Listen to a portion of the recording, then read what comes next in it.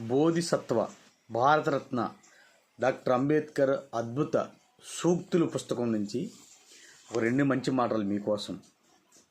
కృష్ణుడు, క్రీస్తు, మహమ్మద్ ఈ ముగ్గురు తనకు తాముగానే మోక్షదాతలను ప్రకటించుకున్నారు.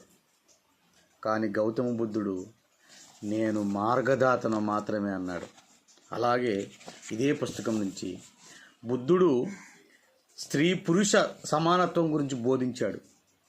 మనువు స్త్రీ స్వాతంత్రానికి అర్హురాలు కాదని శాసించాడు.